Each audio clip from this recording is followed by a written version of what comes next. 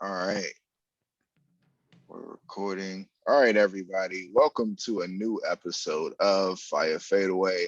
I'm one of your co-hosts, LK the God, the DD Mobile. As you can see, I have the white shirt, the white merchandise for Fire Squad Podcast Network, as everybody can see there. DM me or anybody from the Fire Squad Mafia and Fire Squad Empire, and we'll get that to you. And not only am I am here with C Jizzle, aka CJ from Liberty City, aka Puffco Poppy. What we puffing on tonight, dog? And I'm feeling real nice. It's Father's Day, so treating myself to some of these Florida Oh, strains. happy Father's Day. First off, I should have They had, started with that. Happy they had Father's Day. a dabs and dad sale down here on just at the dispensary, so Oh, I that's had all to right. pick up on that. Get some what's it called? I think it's called Emerald Coast Triangle.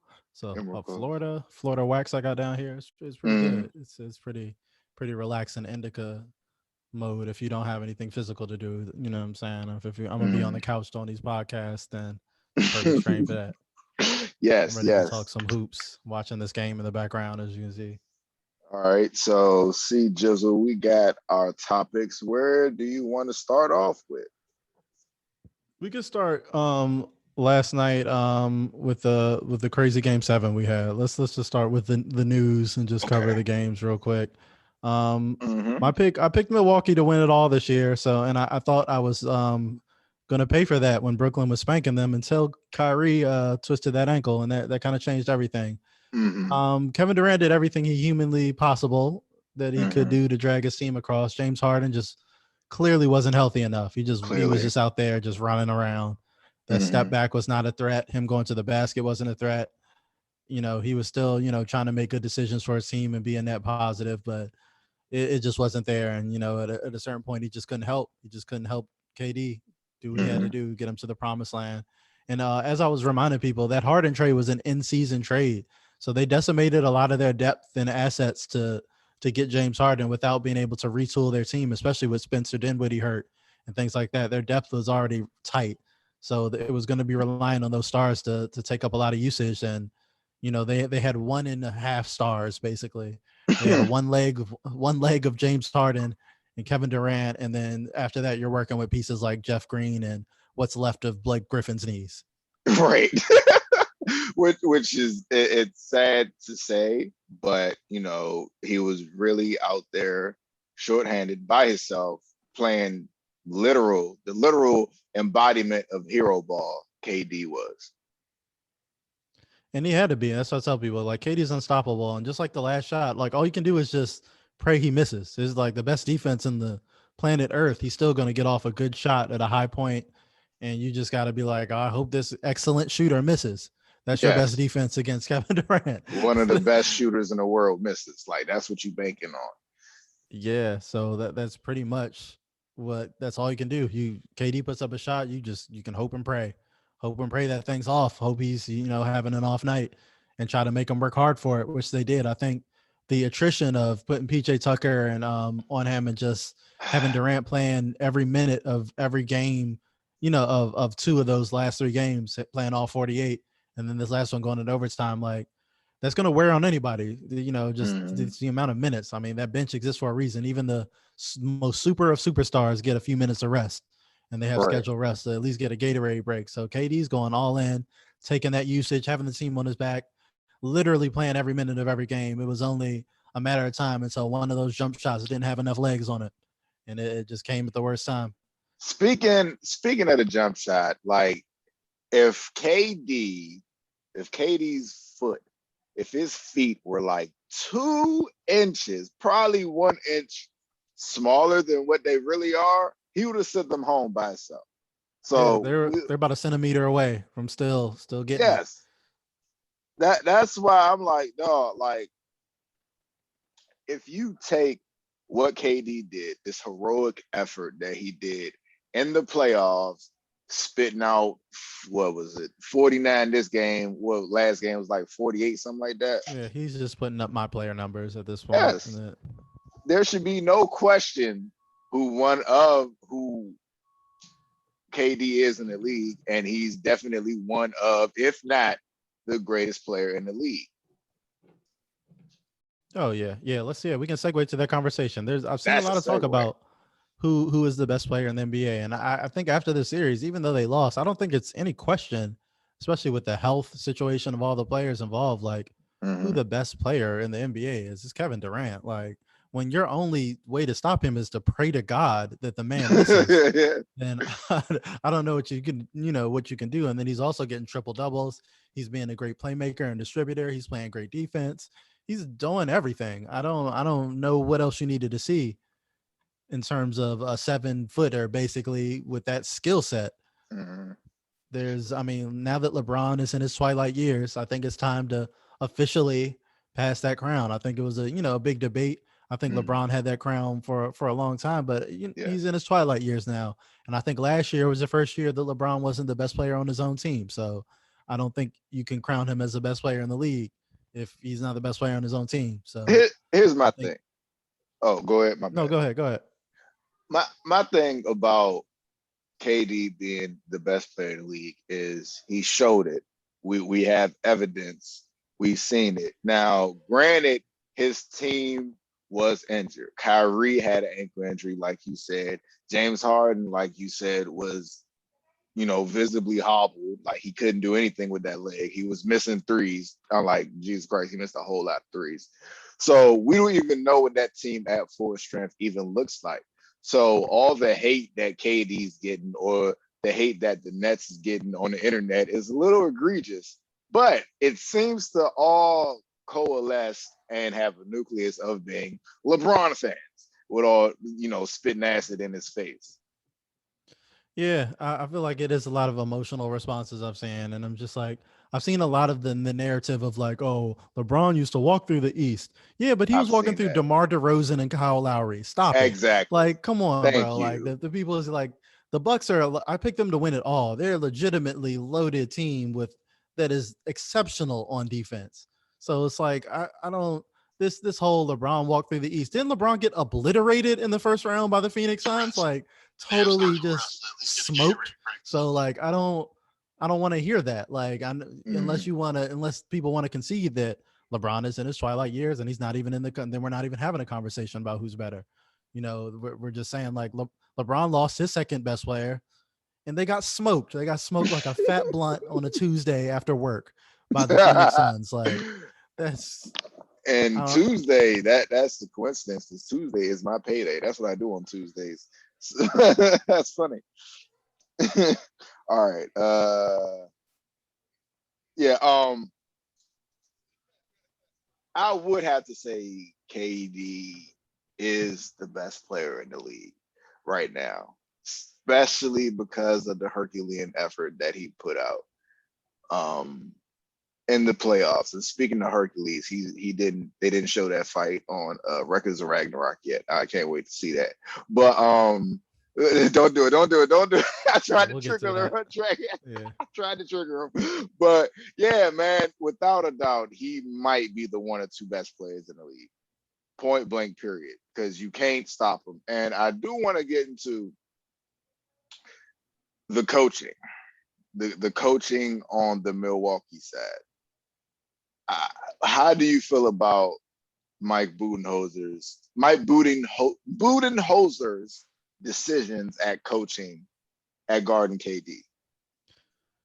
I am puzzled like everyone else that I didn't see more of Giannis on KD. Like I don't mind you mixing it up, the looks on KD and giving him different defensive looks. And I think PJ Tucker was really doing an exceptional job for long stretches. I think Mm, he really was playing as well as you could humanly play against KD in some points, except, he's a lot shorter and doesn't have the length and explosion. So like, but I think the physicality he was giving him like was trying to wear him down. I think they did good, but I am also puzzled that we didn't see Giannis. You would think from the length and athleticism standpoint, and being a defensive player of the year, that he would yeah. want to take that challenge. But at the same time, they survived the series, so maybe their strategy wasn't all bad. Maybe they needed Giannis to have more gas on the offensive end, and they think him chasing around KD might have spent him too much, which might be a good a fair calculation. I mean, guarding KD, the way he Mm, was doing it, he might have been continue to smoke Giannis and saving Giannis for offense and to have him bother other defenders and make sure that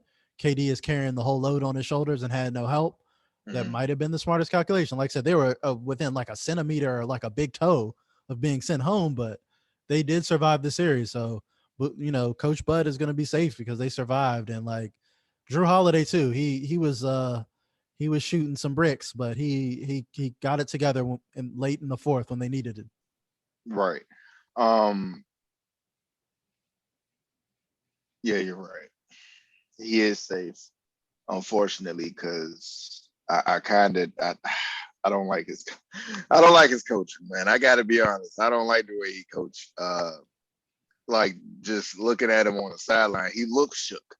Like he looks like he doesn't know what's going on out there. There was some wildly inconsistent coaching. Like the game Giannis shot 8 threes. It's just Oh like, my okay, god. coach. At a certain point, after that, like that fifth three goes up, like if you don't holler at your boy and be like, okay, you're not Steph Curry, stop it. You're wasting possessions. Or when Giannis dribbles up in transition and hits the pull-up three. It's like, look, bro, I know you want to be in rhythm, but like, if you don't take your ass to the basket, like that is your thing. Don't get away from your thing because everyone's waiting for him. And it's the thing. It's more of, I don't even know if it's Coach Bud or if it's Giannis's limited skill set. Like Very he's running that limited. halfback dive every play, and people are waiting for it. And it's just like You know what's it's coming too. effective. But he's like Jerome Bettis though, so it's like, I mean, it's effective, but like, yes, it's people are going to be waiting for him in the paint, and it causes problems that he doesn't. And it is a little frustrating to see he doesn't have a bigger array of moves. Over the years, like a little bit like That's a more of a crazy. consistent hook. If Brook Lopez can come up with an excellent hook shot, why Mm, can't a Giannis or like a Jokic has a soft touch or a Vucevic? They all have like a little jump hook, a little something. Like I need more than halfback dive to spin to try to dunk on people or Euro step Giannis like across the Bettis court. Like he's across living the off of that. court, across the whole goddamn court. I mean, like I told somebody, I don't know if it was you or somebody else, but I told him, my dog, if you just watch how Zion get his buckets, like Giannis could do that same thing anytime. Just get the ball around the post and just go. Like just coming down the court trying to run over people and stuff and drag your foot from goddamn half court to 3-point line. Okay, have fun. That's not sustainable. Yeah, so they're wildly frustrating, but I'm a big believer in Middleton. I think Yeah, he's he showed discount off. KD. He's store Yes. brand, great value KD. He's gonna give you, but he's a bigger shot maker than people give him credit for, and he's a really good Yeah. defender on both ends. And Drew Holiday, like I said, he's an all world defender. He was shooting like a bum, but he Mm. got it together and hit that clutch step back three, and then he hit another clutch jumper down the stretch. So Man, he's getting paid a whole lot of money mhm. to put the Bucks over the top, which I thought he would, which is why I picked them to win it all. And Let it be known, goddamn, Chris Middleton he bails out Giannis on that team. yeah, because he's actually a shot maker that can create shots and hit those Mhm. tough jumpers that bail Giannis out when he's in halfback dive mode. All right. Again, we can briefly touch on the Phoenix series. We had a game one. Okay. Phoenix survived without Chris Paul, but I want to talk about the Clippers briefly because they are the weirdest Yeah. team that I've Yeah. ever encountered. Yeah. They're the My weirdest team. team. Like there are some days that Kawhi and Paul George will go out and look like the '90s Bulls, and they will Mm, just be like the most incredible wing players. Their role mm, players are on point. mm. Then the next game, their rotation will be completely different. They'll be scrubs, just bums, Yeah. just looking like they have no heart, just just completely foldable. And then the next game they'll be back, and then they're all over the place. This Mm. Terrence Mann had like 37 points, 39, 37, something 39. like Yeah, that. he was shooting 70% from three and the field. Like the Yep. man was just going bananas. Like I don't know what's going on with this team. Like, and Terrence Mann was out of the rotation at certain points in the playoffs. Yep. He didn't Luke even play a Kennard, lot. they paid him $64 million. Luke Kennard has been out of the rotation. Yep. Boogie Cousins dunked on people and was hooping today. He's been in and out of the rotation. Like, I don't even know what they're. Tyrone Lue is just throwing stuff at a wall. Like, I don't know, dog. Mm. I just got talent everywhere. I'm just gonna play. They're running the small lineup. They smoked Utah without Kawhi. I don't know if they're Yeah. good. I don't know if they're overrated. I don't know if they're underrated. I just don't know what this team is. Well, the way I look at it is they're a good team. They're a good team. They're beating other teams because they have, like you said, this weird amount of depth that they could just pluck somebody, put him in the lineup. Oh, he's gonna hoop. Oh, he's gonna do good, and it works out. But with Kawhi going down, like that really hurt. That hurt a lot because I really wanted this team. They could have snuck and got a ring this year if Kawhi was still there. Like that was my prediction. Paul George has been balling out. I think he. Do you think he exonerated himself from all the memes and nicknames and stuff? Getting close. He's getting close. Like You he getting needs a couple close? more consistent games. Because Paul George's thing has been inconsistency. Like the reason he's Mm-hmm. considered a superstar is because he does this. He's this talented. Paul George is an amazingly talented player, but Mm-hmm. then he's gonna go 1 of 7 for 3 in like a clutch game, and then we're gonna be back to the pandemic P meme. So like Yeah, I hope he stays consistent. Like I said, I picked the Clippers to win it all last year and they burned me. So like yeah, I watched them yeah. fold in the bubble, and I've been scared to pick them ever since. And Mm-hmm. but yeah, with Kawhi, they're incredibly talented. Like I said, him and Paul George, they're firing at all cylinders. And Mm-hmm. when Kawhi is in that playoff zone mode, like that game 6 against Dallas, where he just looks unstoppable, like he just looks like Michael Jordan with cornrows, and Yeah. we're just like, who is this guy? Like he's just amazing, both ends of the court, just dominating. Mm-hmm. It's they could definitely look like they could take it all the way, but that depends on Kawhi's knee. It's just ironic that through all the load management, Kawhi got hurt anyway. Yeah. Yeah. You know what his injury is for sure? What's it called? Um, I forgot it's a knee. A knee. They said Yeah. indefinitely. They made it seem like probably won't play, but in an they're gonna see, but it doesn't look good from what I hear. Hmm. So like I said, Damn. all that load management for nothing. But like I said, then they're still winning. They've looked fine. Going with the more depth, going with Paul George. So who knows? And the West is kind of wide open because of injury. So Yeah. this is it. Like no Chris Paul. We don't know when he's coming back with the COVID protocols, and Mm-hmm. it's they're a balanced team, man. Devin Booker he's gonna do his Yeah. thing like he did his thing today. And Chris Paul, as I said, he's valuable, but he's not the team's best player, and they can still Right. win games without Chris Paul. Like he's gotten them in order enough as like a player coach. Like now Right. those players are experienced, they're more experienced, they know where to be. He's taught them how to win, and they've gotten a taste of it now. So you see Aiton and Booker and those and Bridges, those guys, Bridges. like Yeah. they're ready. I think they're ready for the moment. So I wouldn't be surprised if they took out the Clippers, but just the way how up and down the Clippers are, I'm scared to count them out. Even though they lost Mm-hmm. game 1 today, they could just show up, and who knows, it'll be Patrick Beverly or Reggie Jackson dropping a 30 piece or something. Reggie Yeah. Jackson's played really well, so like Yeah. Yeah. I feel like his stock has really went up in these playoffs. Like his stock absolutely. as a starter, like he jumped out there and actually hooped a lot for this He's team. he's playing good basketball. He's still playing good Mm-hmm. basketball. I think he had another 24, 25 point game. I don't remember what it was, but he was good. So they're gonna be all right. That's gonna be an interesting series, definitely, especially if we see what happens with Chris Paul. And now that'll bring us into this current series we got right now. Atlanta, Philly playing. Mm-hmm. Philly's in the lead at home in this game 7. No, And no, we really let's do Ben Simmons last. I want to see if your opinion is going to change by the time we get to the end of it, so you can make what I'm saying. See if you're going to breathe fire or you're going to be nice to him. So let's talk about Kimba first. okay. We'll talk about the trade. All right. Yes. My OKC Thunder have made another trade, and they have Well, acquired Kemba Walker. how do you feel about that? You are a Thunder fan. How do you feel about that?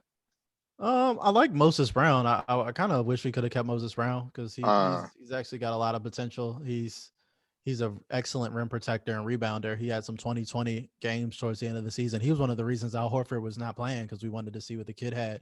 He was playing mm, very well for us in the G League. We called him up with like half of the G League team because we weren't trying to win any games this year. And mhm. he played really well. So I think that was actually the underrated part of the deal that Boston actually, because everybody's like, oh, Boston got fleeced. They just ended up with Al Horford back and they gave up their first round pick. But Moses Brown could be a starter for them and he could be a real piece for them going forward, especially with the timeline of that team with Tatum and Brown being young as well.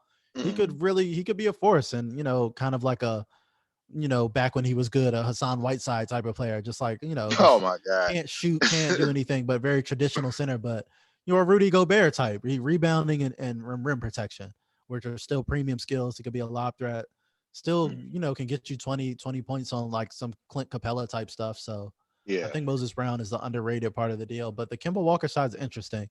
I don't know what the Thunder are thinking here other than collecting first round picks like Thanos collects the Infinity Stones. Like that is Yeah. what Sam Presti is doing. And we got another first round pick. It's really going to depend on the lottery. Like I'm always talking about next week, because if Houston falls outside of the top 5, we get the Houston pick. And if we get the Okay. Houston pick and the OKC pick, that's 2 top 5 picks in this draft for the Thunder, Ooh. in a loaded draft at the top, where they could really, really push that franchise into something scary, like the process, but actually good. Like you'll have SGA, you'll have Mhm, possibly a Cade Cunningham or Evan Mobley or a Jalen Green or mhm. something. Like you'll be able to add whatever you want at the top of the draft. And there's already a lot of young talent on the roster. So I don't know if Kimba fits, as if they're going to try to do it like Chris Paul, rehabilitate him with the young team around him, show Mhm. people he can still play, and then flip him next year with the final year of his contract, or if they're going to ship him again before the season, and kind of how they did like a bunch of players last year, like Kelly Oubre and a bunch of people that we had on our roster for about 30 minutes before we flipped him for another first. Let me ask you this. With Brad Stevens as becoming the what is it, Yeah, he's like the president of GM the now. the GM, with Kemba being his first act as GM, why do you think Brad did that? Why do you think that was his first move? I think it probably signals that he wasn't on board for bringing Kemba in the first place. Honestly, I mean, and it Mm, also hasn't worked. I mean, it's been a health thing. It's not really a personal thing. We all know that Kemba can get buckets when he's healthy, but he's just mm, not been healthy, and they're paying him is an extreme amount of money. So mm, for the timetable of that team, like I said, they're a little younger, and it looks like they want to go in a younger direction. Just building around their 2 young superstars, and they've got other younger players to just go in that direction, and just go all in on that. Kimba, you can get Al Horford. They needed bigs. They were struggling. They got wing players. They've got guards like Marcus Smart that can do things. So mm, they can try to get in the market for another point guard in free agency or something like that. Or like I said, they could just ride with what they have and go young. Maybe go in the draft. They just gave up their first round pick, but they've got assets in Boston. So it's very interesting. But I think it does signal that that might not have been a move that he wanted to do. I personally, when I saw them sign Kimba, I just was never for it. I don't think Kimba's a max player, only because injuries, and he's a defensive liability. He plays hard, and he's definitely great at like taking charges, but in terms, I've watched John Wall eat him up for years yeah. for the Wizards, just up and close and and personal, and just bigger just the guards that. optics to me, like you go from Kyrie to Kemba, like damn, Yeah, like yeah, and you're paying them like the same max, so it's like, and yeah, it's not, they're not the same player. You're downgrading there, unfortunately. right, And like I said, I love Kemba. Kemba's clutch, and he's a bucket. And I think if OKC does keep him, I'll be fine with that. I mean, he's making a lot of money, but Al Horford was making a lot of money to sit his ass on the bench, so yeah, I'm fine. He was getting healthy DNPs because we're just tanking. So, and Horford still got something in the gas too, because I mean he was playing pretty well for us when he did play last year. So Horford can help Boston too. I know people have written Horford off, but he mm, still can play some meaningful minutes if he's healthy as well. So it's very interesting. I'm not quite sure what to make of it, because I'm not sure what their plans are. The Thunder are always scheming, or they could use those picks to move up. Say if they don't get the Houston pick and they mm, don't get the pick they want, say they fall to like number 6 or something. Maybe there's somebody that they covet at the top of the draft, so they might use their draft capital, mm. the endless amount of draft capital that they have, to move up. Adding the 16th pick in the draft is meaningful. They got Kemba, but that proved that Kimba was seen as a negative asset. The fact that they had to give up their first round pick to unload Kimba's contract, because Al Horford, that's a money move. Al Horford making a lot of money, but his last year, I believe, is partially guaranteed for Al Horford, so they're And going to it save a was like lot of money on 35 that. million, something like that. Yeah, they're going to save a Jesus. substantial amount of money. So for Kimba, that's just them wanting to get off of a bad contract of a dude with a bad knee. That's Mm, yeah. All right. Now for the main event, Ben Simmons. What is your dissertation on Ben Simmons? I mean, we gave it enough time. You're watching the game. How's he looking out there? Just break it down.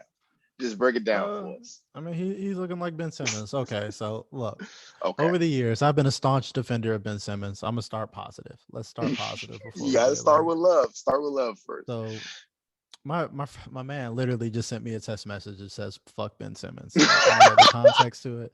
Like, that is the perfect timing for this. Like, I don't even know what happened, but Oh my so God. Philly's losing at home. at their game 7 right now. Oh wow. And a lot of that is because Ben Simmons, who has 0 points right now. Mm, We're 3 minutes into the second quarter. Their second superstar in quotes, Ben hmm Simmons, has 0 points. So look, I'm gonna start with the positive. I was high on Ben Simmons coming out. hmm I He's an all-world defender. He can defend all 5 positions. He's spectacular, hmm first team all defense type of dude. He's an excellent passer, playmaker, rebounder, does all that stuff great. hmm Great overall player. But Oh shit. I've never seen someone who is so good at basketball be so bad at shooting the basketball, like to the point where he's a liability to his team. So Ben Simmons is shooting about 32% from the free throw line in the playoffs. He has shot more free throws than some whole teams have individually. So it's not like a small sample size and he's missed like 3 of 10. He has shot in over 40 free throws in the playoffs. And he is at he's shooting at about 32%. I'm glad that Doc Rivers had his big ass huge baseball cap fucking called when he was talking about, oh, if you talking about taking Ben Simmons out of the game in clutch time, you don't know basketball. Well, guess what the fuck happened the last game? He took Ben him out. Simmons has missed a bunch of clutch easy free throws, and Doc has to take him out every crucial offensive possession late in the game. And then when Ben Simmons is in the game late on crucial possessions, he has to stand around in the dunker spot like his name is Stromile Swift or something, and he's afraid to touch the ball. He can't. He's not. He doesn't become the playmaker that he is in the first 3 quarters. He doesn't become this useful pick and roll maestro can do, like he becomes Tyrese Thomas. That's what he becomes. He becomes just a rim runner, and like that is not a superstar.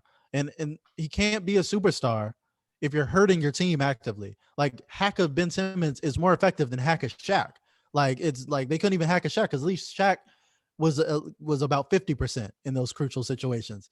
Ben Simmons is 30, like three, like come on, the numbers are in your favor. You splash a three, you come back, you foul Ben Simmons. He's likely to hit 0 of 2 free throws. That's your best percentage. And you're playing the numbers game. Teams have figured that out. So now Ben Simmons, maybe it's psychological and he's in his head, but hmm it's gotten worse. So as much as I used to defend him, how many years has he been in the league? There's been no improvement. There's been no improvement on his shot. He still refuses to shoot an open shot. He is still so awful at shooting that you can just ignore him outside of the paint. He's worse than Giannis, worse than anything I've ever seen. That like a player who is all world at so many of the skills of basketball Uh, uh, can't shoot a free throw.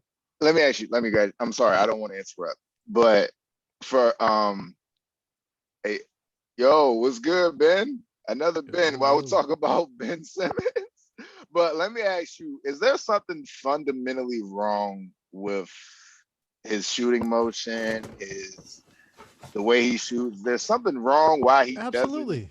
Okay. Something wrong with Yeah. his brain. As someone who studies jump shots and has a pretty good one himself, like yes, well, one they say he's shooting with his wrong hand. They've been saying that for years. That Ben Simmons is what he's right-handed or whatever. Whatever his shooting hand he's shooting with is his wrong hand. So my question is like, I don't know. Whatever he's doing now is not working.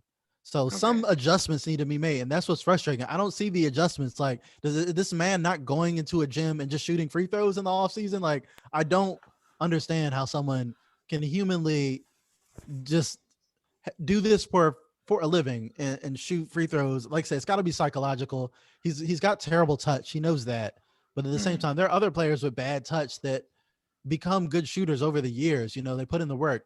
Brooke Lopez couldn't shoot a lick when he got in the league, and now he can shoot. mm, There are other players that have developed their shot. Even Giannis, like Giannis, as clumsy as the shot is, at least there's been improvement from year to year. It's mm, slow and it's slight, but at least Giannis is not scared to pull on a three. Every once in a while, he'll have games when he's like 2 of 5 from three, where he actually is he can somewhat knock effective. some When you leave him down. wide open, he Mm, can But that, actually hurt you with that occasionally.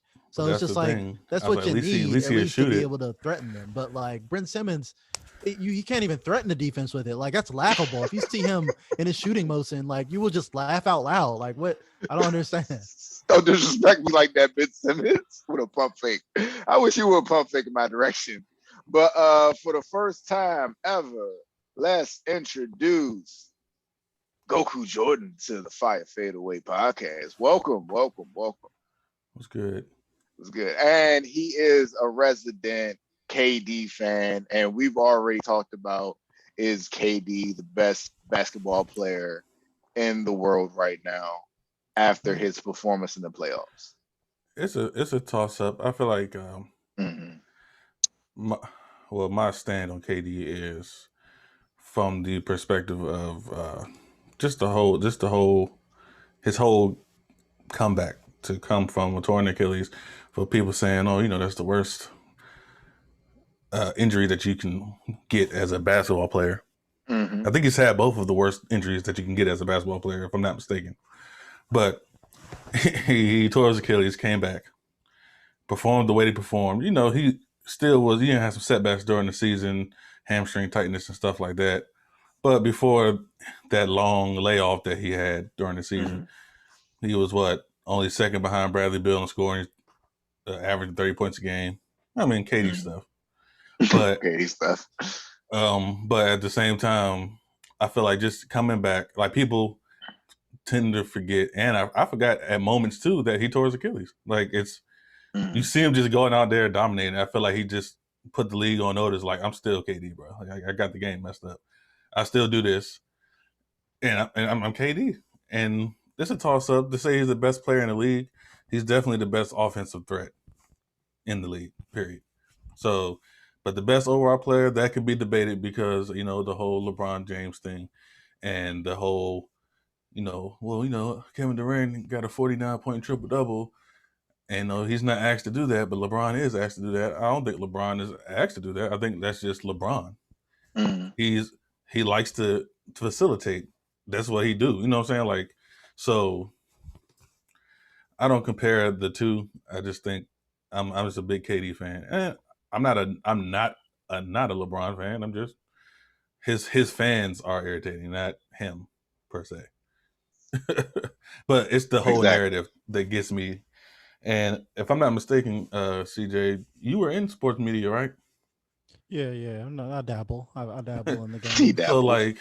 So you're no stranger to just narratives in the league about certain players, and like since LeBron is like the media darling of the NBA, besides like Steph Curry, but like the narratives is, I think, well, after KD went to Golden State, it was just like all heck broke loose, and everybody hates KD, especially LeBron fans. But like everybody hates KD. The whole firestorm. So now he went to Brooklyn, and then Blake Griffin went to Brooklyn, which was laughable to me. But people, oh, y'all cheating because y'all got freaking Blake Griffin, who y'all haven't uttered a word about in 2 years. But all of a sudden, he's making a super team.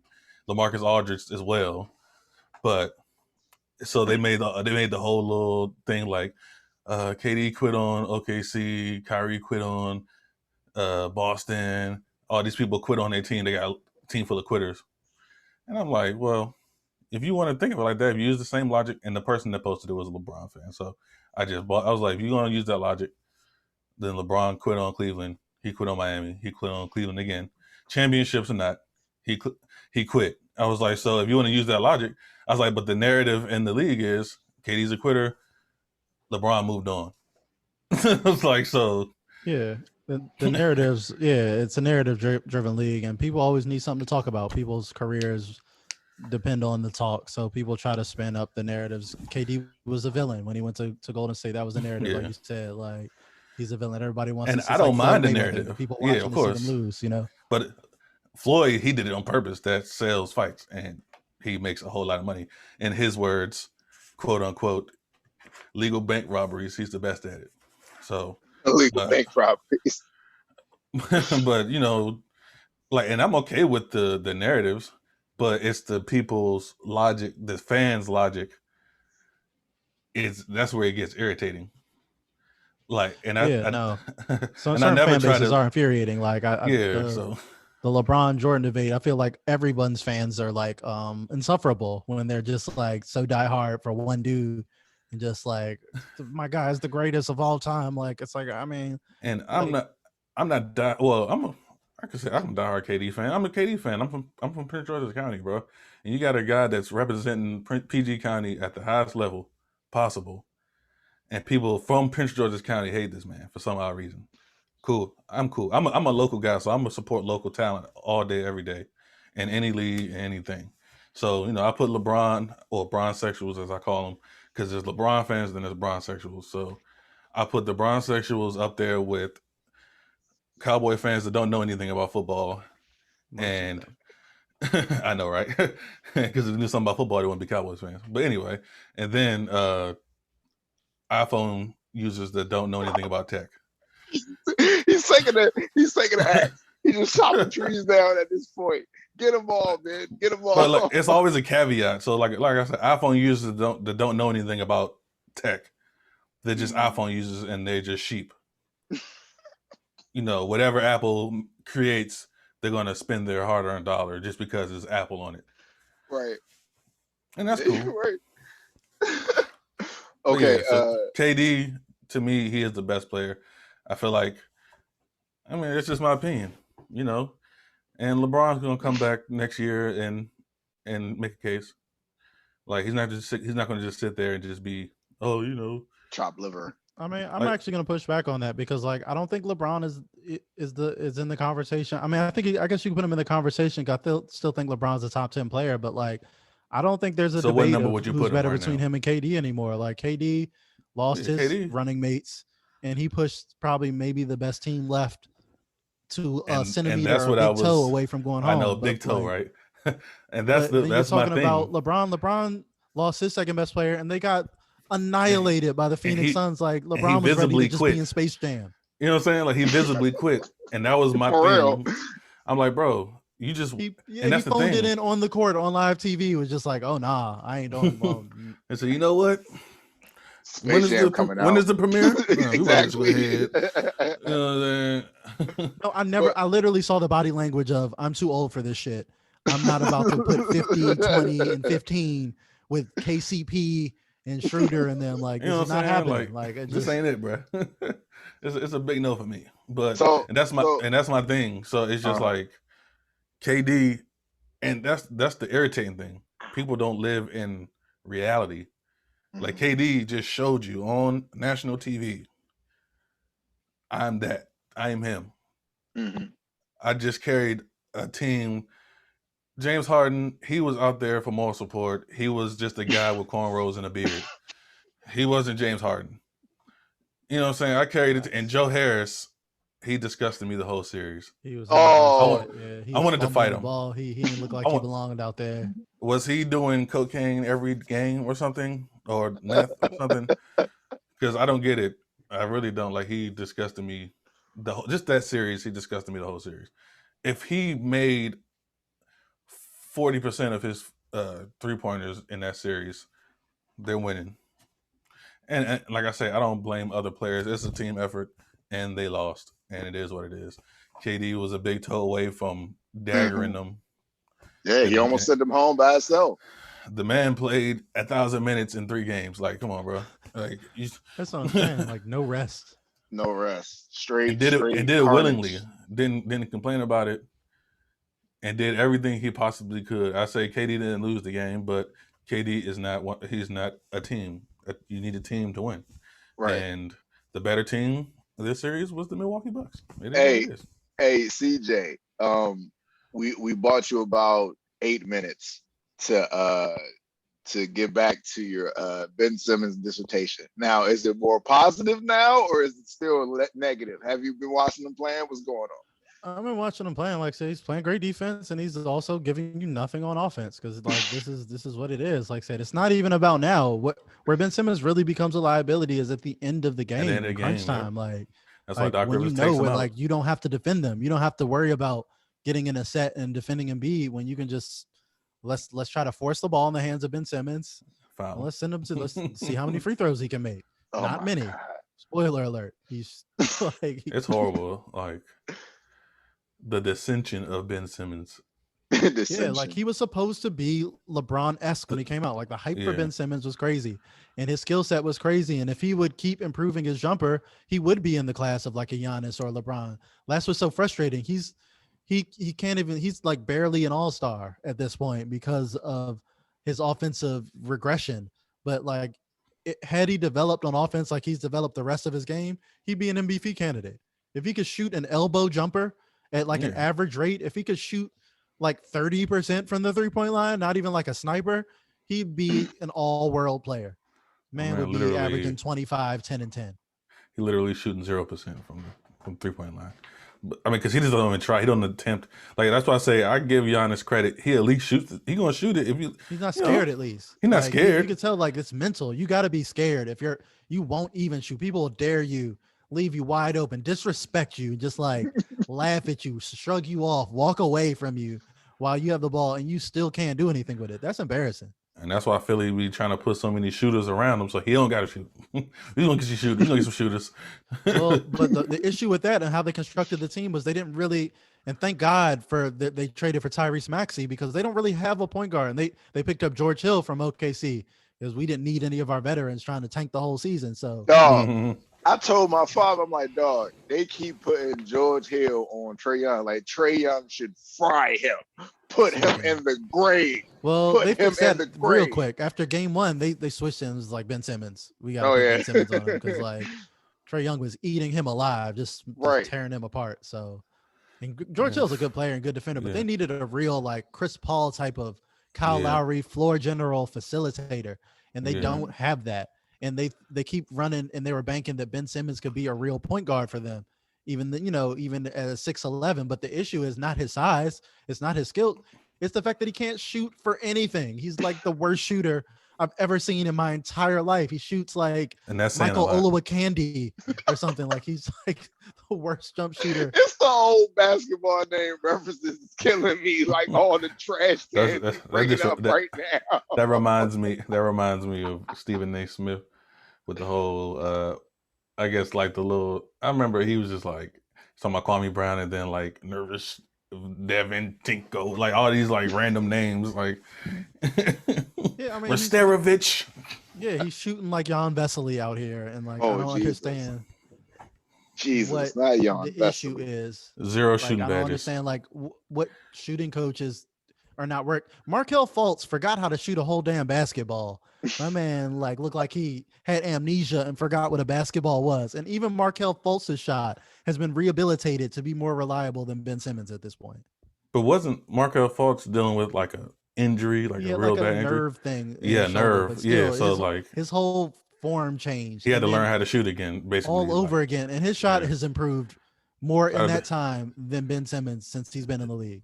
Shout out to PG County, Markelle Fultz. What's good? Yeah, Markelle's done. Before he got hurt, was playing very well in Orlando. Yeah, man, Orlando, man. I was like I said, I root for the guys. So, yeah,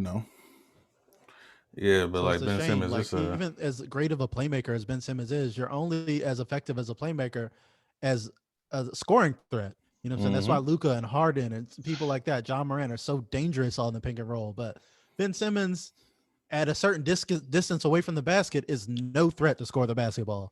And until he changes that, like I said, I'm not even talking about a three. It's just an elbow jumper, mid-range, mid-range. You better learn how to do a hook shot. And won't do it. Like you better learn that hook. Attempt it. So again, he gets relegated to basically being just he turns into Bismack Biyombo at the end of the game. Oh my god.